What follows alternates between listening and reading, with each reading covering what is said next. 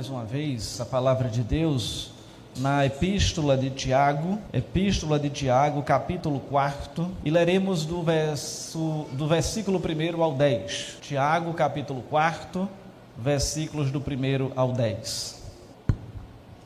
Tiago, capítulo 4, versículos do 1 ao 10, e o versículo 1 diz assim: De onde procedem guerras e contendas que há entre vós? De onde, senão dos prazeres que militam na vossa carne? Cobiçais e nada tendes, matais e invejais e nada podeis obter. Viveis a lutar e a fazer guerras, nada tendes, porque não pedes. Pedes e não recebeis, porque pedes mal, para esbanjardes em vossos prazeres. E fiéis, não compreendeis que a amizade do mundo é inimiga de Deus? Aquele, pois, que quiser ser amigo do mundo, constitui-se inimigo de Deus. Ou supondes que em vão afirma a Escritura: é com ciúme que por nós anseia o Espírito que ele fez habitar em nós? Antes ele dá maior graça, pelo que diz: Deus resiste aos soberbos, mas dá graça aos humildes. Sujeitai-vos, portanto, a Deus, mas resisti ao diabo, e ele fugirá de vós. Chegai-vos a Deus, e ele se chegará a vós outros. Purificai as mãos, pecadores, e vós que sois de ânimo dobre, limpai o coração. Afligi-vos, lamentai e chorai. Converta-se o vosso riso em pranto, e a vossa alegria em tristeza. Humilhai-vos na presença do Senhor, e ele vos exultará. Oremos. Pai eterno, obrigado pela tua palavra, Senhor, que acabamos de ler, e agora fala conosco por meio dela, de maneira que o teu Espírito Santo traga as devidas aplicações também às nossas vidas. Então nos usa conforme o Senhor quiser, como mero instrumento aqui nesta hora, e que a tua palavra fale ao coração de todos que aqui se reúnem. Em nome de Jesus, amém. Irmãos, conforme é do conhecimento de todos, esta carta foi escrita por Tiago, porque já é denominada como a carta de Tiago. Mas que Tiago foi esse? Existiam vários Tiagos na época do Novo Testamento, mas se evidencia por algumas evidências que este Tiago era o Tiago, irmão de Jesus, que depois da sua conversão e submissão ao senhorio de Cristo, ele se tornou um líder proeminente na igreja primitiva, sendo condenado à morte pela sua fidelidade ao Senhor, no ano 62 da era cristã, pelo tribunal chamado Sinédrio, o mesmo que também condenou Jesus. E assim, em que pese Tiago ter sido amado pelo povo, ser um líder ali da igreja primitiva, ele era odiado por aqueles que eram a classe dominante dos sacerdotes que governavam a cidade. E o sumo sacerdote, chamado Ananos, levou Tiago ao Sinédrio, sendo ele condenado e apedrejado semelhante a Estevão. De forma que a razão pela qual ele foi apedrejado, a acusação que pesava sobre ele, era pelo fato dele acusar os sacerdotes de explorarem os mais pobres, ou seja, era aqueles que trabalhavam para essa classe dominante e eles, por outro lado, não pagavam adequadamente o que eles deveriam receber. Inclusive, Tiago trata disto aqui nesta carta. E Tiago, então, escreve essa carta, se você verificar no capítulo 1, para as 12 tribos, que se refere, na verdade, aqui aos judeus convertidos ao cristianismo, que possivelmente ocorreu da conversão a partir lá do episódio de Pentecostes, em Atos 2, e foram então dispersos por toda a região depois do martírio de Estevão, e estavam agora vivendo por todo o Império Romano, e é uma carta circular que Tiago escreve para estes irmãos, exortando sobre algumas questões. E quais foram então as motivações de Tiago para escrever esta carta? Ele escreveu para resolver alguns problemas que estavam ali no meio daqueles irmãos, daqueles crentes no Senhor Jesus. Primeiro, em decorrência da perseguição, eles estavam passando por duras provações, e ele então escreve para poder incentivar, fortalecer e dar um ânimo para que eles perseverassem em meio às adversidades. Também eles estavam sendo tentados a pecar, e ele escreve a carta com o objetivo de levá-los a permanecerem firmes em santidade. Alguns crentes também estavam sendo humilhados justamente por esses que estavam dominando ali, aqueles que se submetiam a diversas condições para poder ter o seu sustento, e em decorrência disso, ele traz uma exortação e dizendo: estes precisam estarem alinhados também à palavra de Deus, e como crentes devem pagar o devido sustento àqueles que trabalham para si, ou seja, estavam se assemelhando à classe dominante dos sacerdotes. Alguns membros da igreja estavam buscando posições de liderança, no lugar de buscar a posição de servo. Ser líder não era nenhum pecado, mas se essa motivação estivesse ali consumindo o coração deles e até desprezando outros. Alguns crentes também estavam falhando em viver o evangelho, outros estavam vivendo de uma forma mundana, outros não conseguiam dominar a sua língua, estavam falando ali demais, falando dos outros, outros estavam se afastando do Senhor, e havia crentes que estavam vivendo em guerra uns com os outros ali no meio da igreja. Então vejam que Tiago tinha uma série de problemas para tratar nessa carta. E esse texto que nós lemos está justamente nessa última parte. Haviam crentes que estavam vivendo em conflito, em guerra uns com os outros, e ele passa então a tratar dessa questão. E as guerras, irmãos, são uma realidade da vida. A despeito dos acordos de paz que existem mundo afora, não há apenas guerras entre nações, mas também guerra entre denominações, dentro das famílias e dentro do nosso próprio coração.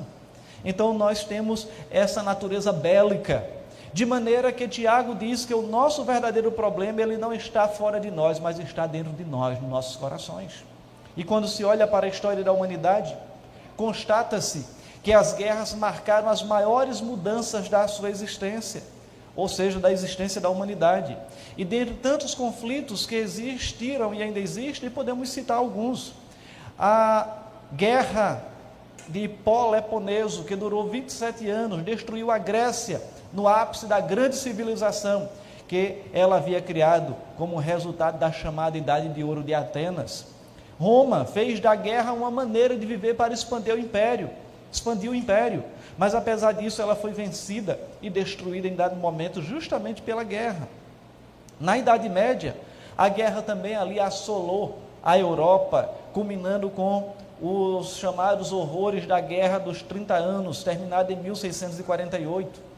Na Primeira Guerra Mundial, de 1914 a 1918, aproximadamente 30 milhões de pessoas morreram. Todos ficaram chocados com tamanha atrocidade, mas o choque não foi tanto, porque 20 anos depois outra guerra foi travada no mesmo espaço, pelos mesmos participantes e muitas das mesmas razões. A Segunda Guerra Mundial, de 1939 a 1945, onde resultou a perda agora não de 30, mas de 60 milhões de pessoas. E a gente pensa, chegamos no século 21, tudo vai ser diferente. Não, irmãos, estamos nesse exato momento vivenciando a guerra da Ucrânia, que está sendo a mais famosa, mas tantos outros conflitos estão acontecendo ao redor do mundo. E na guerra da Ucrânia mesmo, milhares de pessoas ali já foram mortas, tantos militares quanto civis. Se estima numa cidade, agora não me recordo o nome, que em torno de 20 mil civis foram mortos agora essa semana. Enquanto que de soldados russos se estima que 18 mil já tenham sido mortos. Da soldados ucranianos também um número considerável. Então, se você somar aí, já está perto dos 50 mil mortos só nesse conflito em torno aí de 60 dias. E assim, irmãos, estas guerras são uma projeção da guerra que está instalada em nossa natureza como seres humanos. Carregamos uma guerra dentro de nós, desejamos o nosso próprio prazer, muitas vezes à custa dos outros. E em vez de lutar, Tiago exorta a igreja a orar. Reverendo Hernandes Dias Lopes, citando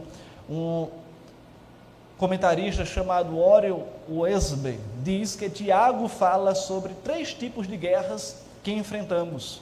E quais são esses 3 tipos de guerras, 3 tipos de conflitos? O primeiro contra as pessoas, o segundo contra nós mesmos e o terceiro contra Deus. De maneira que eu gostaria então de compartilhar como tema desta noite com os irmãos as guerras do coração. As guerras do coração. E em primeiro lugar, a primeira guerra do coração é contra as pessoas. São essas 3 guerras, 3 conflitos que eu mencionei. E o primeiro é contra as pessoas. O Salmo 133:1 diz: ó quão bom e quão suave é que os irmãos vivam em união. Certamente os irmãos deveriam viver unidos, em harmonia, mas muitas vezes vivem em guerra. Os pastores de Ló entraram em contenda com os de Abraão e cada um seguiu o seu caminho. Absalão conspirou contra o seu pai Davi. Os próprios discípulos geraram tensões entre si, perguntando para Jesus quem era o maior entre eles.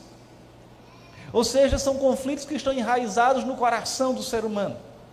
Os membros da igreja de Corinto entravam em contendas e levavam essas guerras para os tribunais civis. E o próprio Paulo então exorta-os dizendo: não tem nenhum sábio para resolver essas questões no âmbito da própria igreja? E infelizmente na atualidade também há casos semelhantes, que problemas da igreja são levados aos tribunais. E Paulo escreveu aos crentes de Éfeso, exortando-os a perseverarem na unidade e no vínculo da paz. Na igreja de Filipos, 2 mulheres ali que faziam parte da SAF daquela igreja, estavam em desacordo, estavam ali em conflito, eram líderes, mas Paulo também exorta aquelas irmãs a resolver os problemas. Tiago já havia anunciado também a guerra de classes. Os ricos recebiam toda a atenção e os pobres eram ignorados, isso no capítulo 2 de Tiago. Tiago também denunciou a guerra entre patrões e empregados, no capítulo 5. E era quando já foi mencionado, os ricos estavam retendo com fraude os salários dos seus trabalhadores. Tiago denuncia a guerra dentro da igreja. Os crentes estavam ferindo uns aos outros com a língua e com o temperamento descontrolado. E finalmente Tiago denuncia uma guerra pessoal. Os crentes estavam vivendo em constante clima de hostilidade. Os crentes estavam falando mal uns dos outros e julgando uns aos outros. Que situação trágica. E assim, irmãos, quando a sociedade olha para o que ocorre muitas vezes dentro das igrejas, dentro das famílias cristãs, isso é uma pedra de tropeço para a evangelização.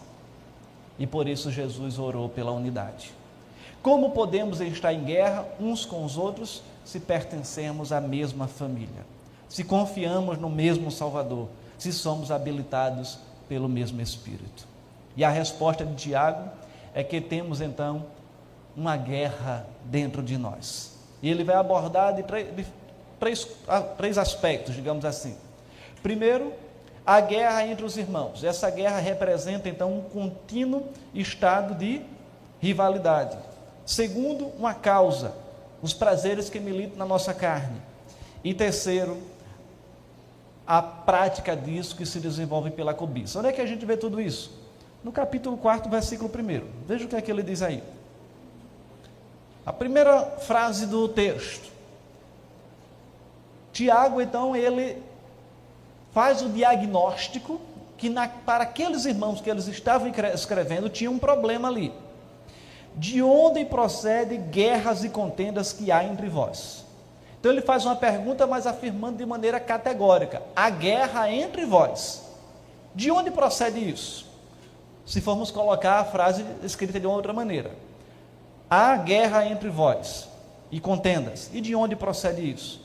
Ele mesmo responde: de onde, senão dos prazeres que militam na vossa carne? Ou seja, daquela inclinação da natureza para o pecado. E ele prossegue dizendo que como é que isso se desenvolve na prática? Cobiçais e nada tendes, matais, invejais e nada podeis obter, viveis a lutar e a fazer guerras, nada tendes. Ou seja, ele está apontando para uma situação em que toda essa luta, todos esses conflitos são em vão, não resultam em nada. Eles não vão trazer benefícios, pelo contrário, traz benefícios. E com isso, irmãos, nós somos levados agora a um outro patamar, a um outro aspecto, que é justamente o segundo ponto. O primeiro ponto foi o quê? As guerras do coração. Qual é a primeira guerra? A guerra contra as pessoas. E qual é a segunda guerra? A guerra contra nós mesmos. A fonte de todas essas guerras está dentro do nosso coração. Eva, não Eva aqui, tá? Eva membro aqui da igreja, mas Eva lá do Gênesis, capítulo 1º, 2º, 3º,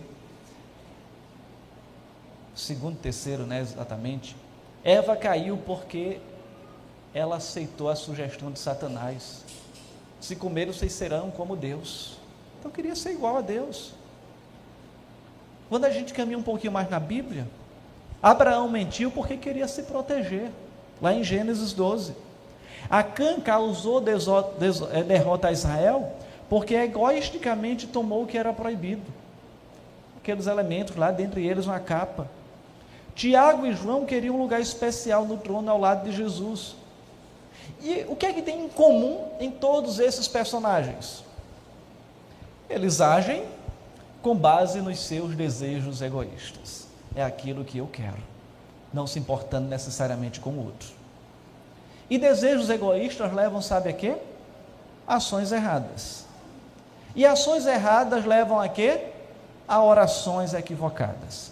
E é quando chegamos aqui no finalzinho do 2, ingressamos no versículo 3. Nada tendes porque vocês não pedem.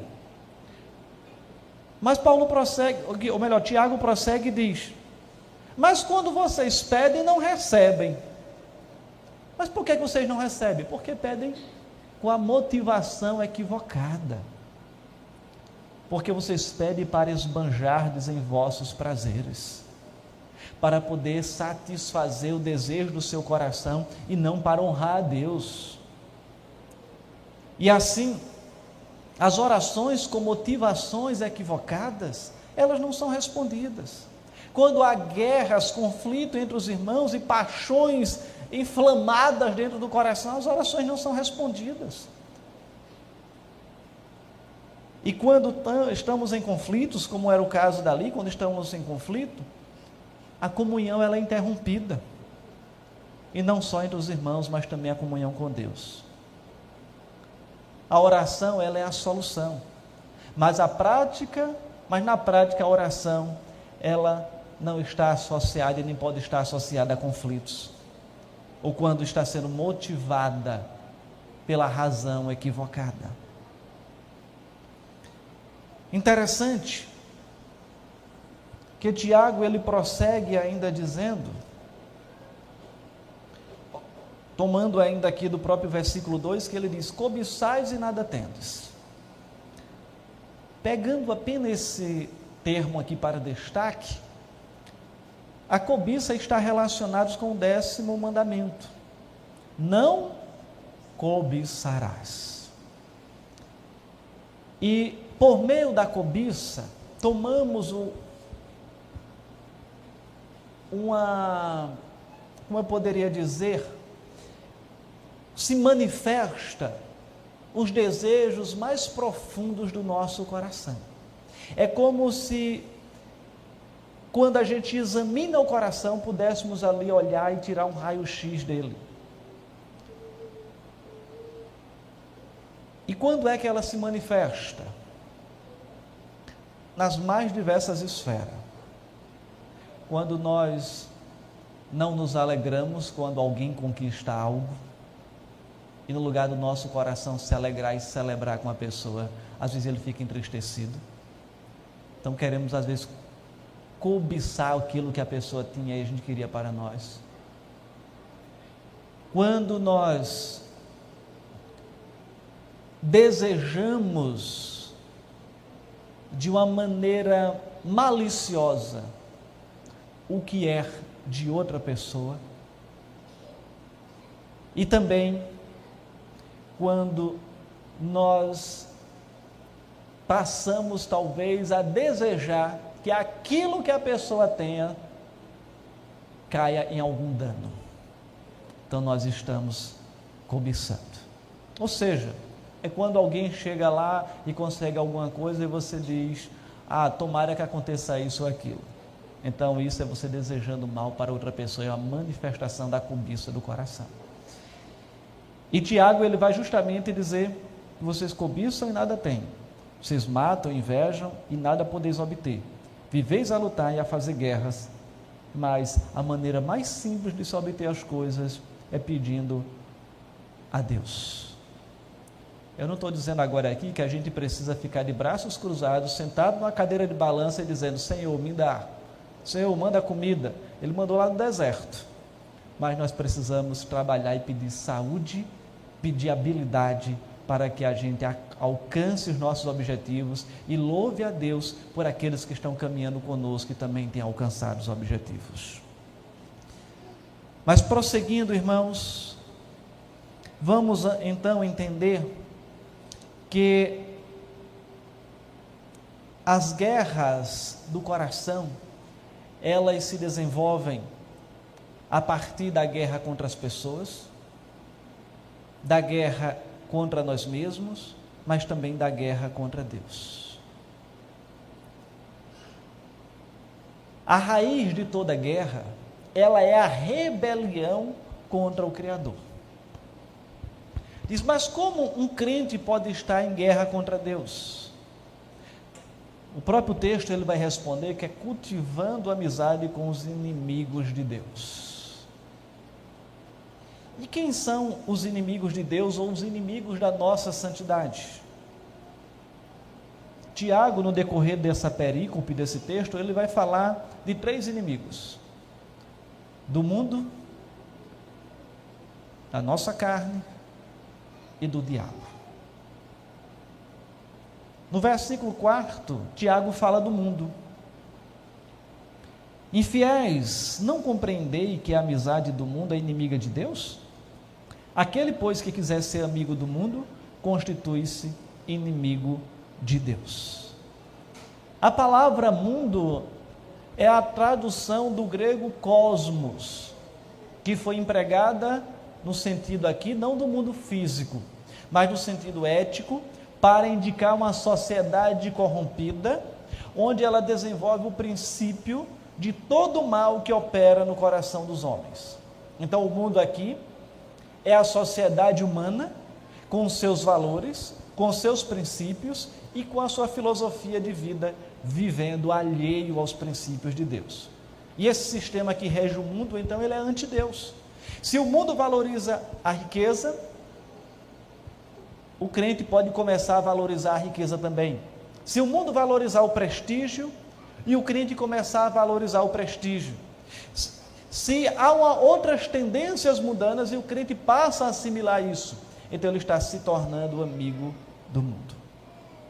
Muitas vezes, irmãos, as pessoas confundem quando se fala de riqueza. Então é para você cultivar a pobreza? Não, não é isso. É para a riqueza não dominar o nosso coração. O jovem rico, ele não abriu mão, quando diz: vende tudo e dá aos pobres. Por que foi que Deus mandou fazer isso? Jesus mandou fazer isso? Porque aquilo era que dominava o coração deles. Eu conheço pessoas que são abastadas financeiramente, são muito bem de vida, são servos fiéis ao Senhor, e eles utilizam o que têm para abençoar a obra de Deus. O próprio túmulo onde Jesus foi sepultado era de alguém rico que cedeu para sepultá-lo. As mulheres que o serviam, muitas eram ricas e ali serviam também ao Senhor. Então, toda a questão está na motivação do nosso coração.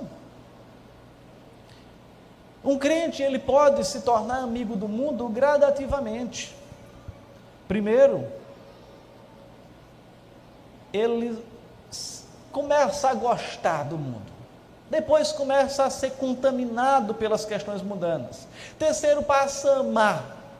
Quarto, seu comportamento já é de acordo com o comportamento mudando. E sabe qual é o resultado disso? É condenado com o mundo. Então é um caminho que vai se desenvolvendo gradativamente. E assim, é necessário entender que não dá para ser amigo de Deus e amigo do mundo ao mesmo tempo. É o que Tiago diz aqui. Pois quem quiser ser amigo do mundo, constitui-se amigo de Deus. Aliás, quem quiser ser amigo do mundo, constitui-se inimigo de Deus. E nós somos desafiados a olhar para o padrão que o mundo está colocando e tentando impor a nós como crentes, e dizer: não, o padrão que a minha vida deve seguir é o padrão que a Bíblia institui para mim. É o que eu tenho comentado, inclusive hoje de manhã, é olhar para o mundo com as lentes da Bíblia, é ter a cosmovisão cristã. Ou seja, qual é o meu comportamento que deve ser no trabalho, em casa, na universidade, onde quer que eu esteja, tem que ser conforme aquele que a Bíblia me orienta. Ser crente não é apenas no domingo de manhã ou no domingo à noite dentro da igreja. É um estilo de vida, é estarmos cumprindo a palavra de Deus onde quer que estejamos. Mas, irmãos, Tiago também fala da carne. A carne é a nossa velha natureza. A carne, ela não é o corpo físico em si. O corpo, ele é apenas um instrumento. O espírito, ele pode usar o corpo para glorificar a Deus, e a carne, ela pode usar o corpo para servir ao pecado. Na conversão, nós recebemos a nova natureza, mas não perdemos a velha. E ela precisa ser crucificada a cada dia. E essas duas naturezas, elas estão em conflito diário. E é o que Paulo fala quando escreve aos Romanos: o bem que eu quero fazer eu não faço, mas o mal que eu não quero fazer eu faço. Porque há um conflito habitando no meu corpo. A natureza espiritual que diz: não peque, faça o bem. E a natureza carnal que diz: peque, faça o bem, é gostoso, é prazeroso. E sabe qual vai ser a natureza que vai ser vencedora nesse conflito? Quem estava hoje na escola dominical sabe. Eu não vou contar aquela ilustração mais não, que os irmãos já sabem aqui também, eu já contei várias vezes. Mas é aquela que nós mais alimentarmos. Se eu alimento a minha natureza carnal, ela vai ser vencedora. Se eu alimento a minha natureza espiritual, ela vai ser vencedora. Eu não estou discutindo a questão de salvação, eu estou discutindo a questão de santidade no nosso dia a dia. Então é essa que vai ser vencedora, aquela que nós mais alimentarmos. E o que é que nós estamos alimentando, irmãos? Nossa natureza carnal ou espiritual. Estamos satisfazendo o que a Bíblia requer de nós, atendendo a esse pleito, ou estamos atendendo aos desejos da nossa natureza carnal? Mas Tiago também fala, versículos 6 e 7, 6 e 7, que diz assim: antes ele dá maior graça pelo que me diz, Deus resiste aos soberbos, mas dá graça aos humildes. Sujeitai-vos, portanto, a Deus, mas resisti ao diabo e ele fugirá de vós.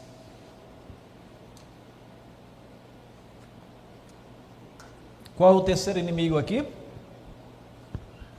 O diabo, Satanás. O nome que você quiser dar, capiroto, por aí vai.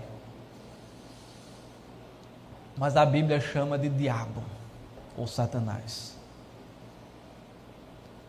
E o pecado predileto do diabo é a vaidade, o orgulho. Ele tenta as pessoas nessa área. Ele tentou Eva, tenta eu e você, tenta os novos crentes. Deus quer que dependamos dele, enquanto o diabo quer que dependamos de nós. A autonomia do ser humano, ser autônomo de Deus. Estudamos isso hoje de manhã também na escola dominical. Auto, o próprio. Nomia, norma, lei.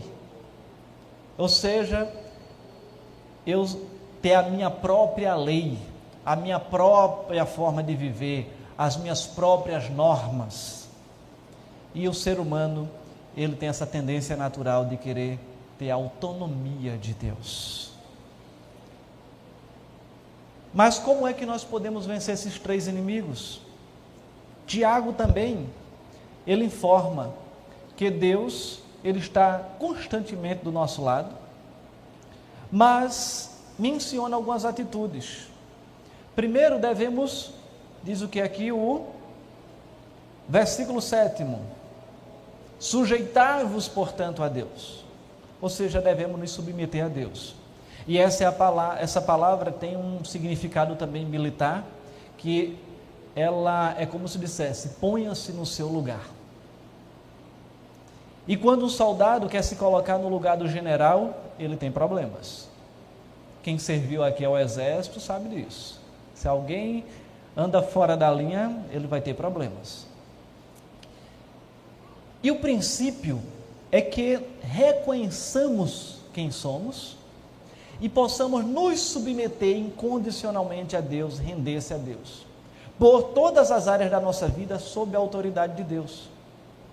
Quando olhamos para um exemplo do Antigo Testamento, Davi, ele se rebelou contra Deus, ele pecou, adulterou, mentiu, matou Urias por meio do meu xará, escondeu o seu pecado, mas quando ele entendeu e reconheceu o pecado, ele se humilhou diante de Deus, se submeteu, confessou e encontrou o perdão e a paz.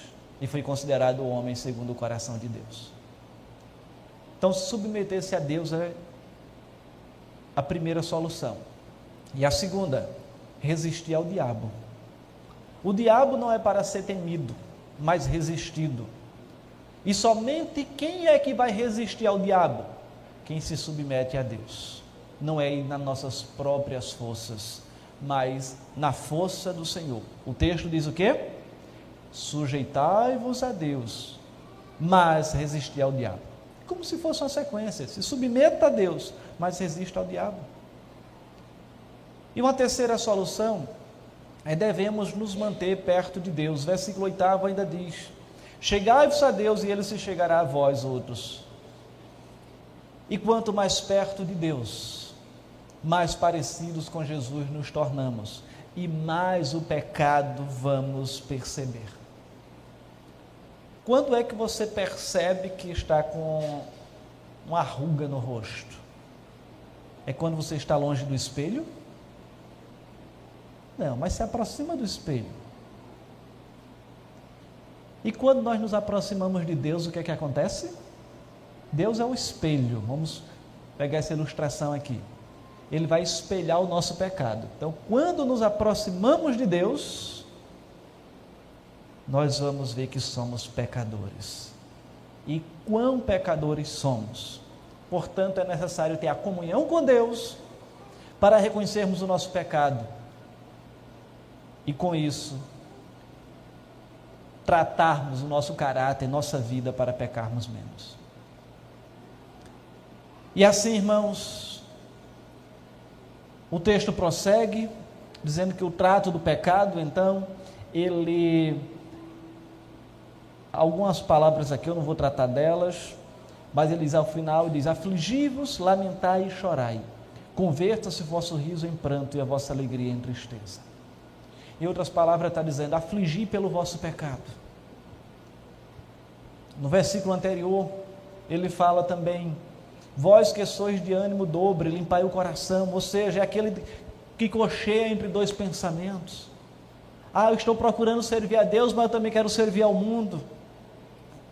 Não, para servir apenas um Senhor. E ao final ele diz, humilhai-vos na presença do Senhor e Ele vos exaltará. Então é se colocar, se submeter a Deus. E as guerras do nosso coração, elas serão sanadas. As guerras do nosso coração serão sanadas. A guerra contra as pessoas. Nós vivemos, irmãos, num momento em que a sociedade, não de hoje, mas já faz alguns anos, ela tem vivido às vezes, há muitas pessoas em polos opostos. E a igreja, ela precisa despertar para isso. A igreja, ela não precisa viver em polos opostos, ela veio para propagar a paz. E nós, deixa eu ser bem claro, porque isso gera conflitos, inclusive dentro de igrejas, estamos vivenciando um ano eleitoral. E guerras existem, conflitos existem, porque eu defendo o candidato A, defendo o candidato B. Mas nós, como servos do Senhor, precisamos defender a causa de Cristo. Será que você prega o evangelho como você defende seu candidato? Devemos votar em quem se alinha com os princípios bíblicos, sim, mas isso não deve ser motivo de briga, não. Não deve ser motivo de discussão e nem de levar pessoas a ficarem com famílias divididas, igrejas divididas, amizades desfeitas. Amanhã, o candidato que você está defendendo hoje vai estar aliado com o outro. E qual testemunho, como cristãos, brigando nesse sentido, guerreando, estamos dando para aqueles que estão à nossa volta? Então é necessário a gente olhar e entender. Se fala muito em terceira via por aí, mas a terceira via autêntica, verdadeira, é a palavra de Deus, aquela que não está para A nem B, mas ela diz, identifica onde está o cerne, o centro da guerra, que é no coração do ser humano. E a gente precisa tratar o nosso coração, e de uma maneira íntegra, de uma maneira sincera, nós avançarmos de maneira que o nome do Senhor seja glorificado. Nós precisamos estar atentos àquilo também que a gente coloca nas nossas redes sociais, que a gente compartilha em grupo de WhatsApp. Se for edificante, coloque, se não for, não coloque. Passe também pela peneira da verdade, porque tem muita mentira hoje aí sendo propagada. Ah, fake news. Fake news é apenas um nome americanizado para mentira, mas a Bíblia já fala da mentira lá desde muito tempo. Então fake news não é novidade. A primeira fake news foi da serpente lá para Eva. E nós precisamos estar atentos para isso, irmãos. Cuidar do nosso coração, cuidar da nossa família, para que também não venhamos ter conflito no meio das nossas famílias, seja por essa razão ou por outra, porque o motivo dos conflitos é a dureza do coração, é essa guerra interna que está no nosso coração, e conforme nós vimos aqui, é o orgulho. Ah, não, eu não vou abrir mão do meu pensamento, eu não vou abrir mão disso, não vou abrir mão daquilo. Devemos ter cuidado com as guerras que estão no nosso coração. Devemos rogar ao Senhor que propaguemos o Evangelho com essa mesma garra que muitas vezes defendemos tantas outras matérias, tantas outras teses. E ao fazermos isso, o nome do Senhor ser glorificado. Então cuidemos, irmãos, do nosso coração e da nossa mente, para que não possamos estar em conflitos com o nosso semelhante, com aquele nosso irmão, com aquele que está do nosso lado, com o nosso familiar, entendendo que essa é uma guerra em vão, ou seja, ela para nada serve. Se você quer discutir ideias de uma maneira saudável, faça isso, mas não discuta as pessoas, de maneira que isso não traga danos, porque muitas vezes, irmãos, estamos defendendo certos temas como se fosse um time de futebol, e nem time de futebol, cada um tem o seu. Parabéns aos alvirrubros, né? Foram aí bicampeões. Mas é interessante que nós precisamos sempre examinar as motivações do nosso coração para as nossas atitudes.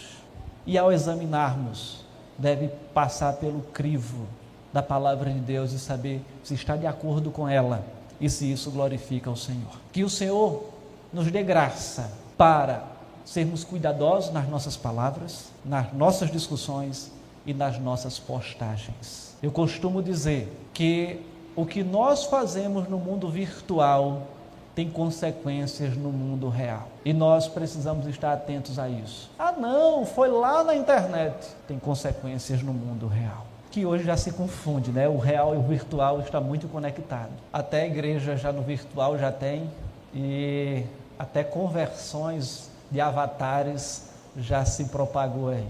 Eu não vou entrar no mérito dessa questão. Mas enfim, que o Senhor então cuide de cada um de nós e nos dê a sabedoria para examinarmos o nosso coração, examinarmos as motivações e vivermos a paz que o Evangelho traz. E se tiver de ter conflito, que seja pelo Evangelho, quando Jesus diz: eu vim trazer guerra. Mas ali tem todo um contexto, e não é esse que nós estamos vivenciando hoje. Mas que procuremos ser embaixadores do Evangelho, embaixadores da paz. Não apenas falando, mas vivenciando. E que em tudo o nome do Senhor seja honrado e glorificado. Que o Senhor nos abençoe. Vamos orar? Pai Santo, obrigado pela Tua palavra, obrigado pelo Teu cuidado sobre nós, e que o Teu Santo Espírito aplique em cada coração isso que foi colocado aqui nesta noite. Que estejamos atentos àquilo que vivenciaremos nos próximos dias e meses, que nós possamos ter o cuidado, a cautela de quando formos nos pronunciar, termos o zelo e o filtro da Tua palavra, o zelo para com aquele que está do nosso lado. Que examinemos, ó Senhor, as motivações do nosso coração e que esse coração seja submetido ao Teu senhorio. Diga: Senhor, cuida do meu coração, cuida da minha vida, e que os conflitos que existem, muitas vezes no nosso interior, eles possam receber a reconciliação maior, e talvez o maior conflito, Senhor, que é o conflito da nossa natureza pecaminosa. Sabemos que a reconciliação plena ocorrerá quando Jesus voltar, mas enquanto aqui estivermos, nos dá graça para prosseguirmos fazendo a Tua vontade e sendo embaixadores, agentes da paz e proclamando o Evangelho da paz. Dá graça, Pai, e tem misericórdia de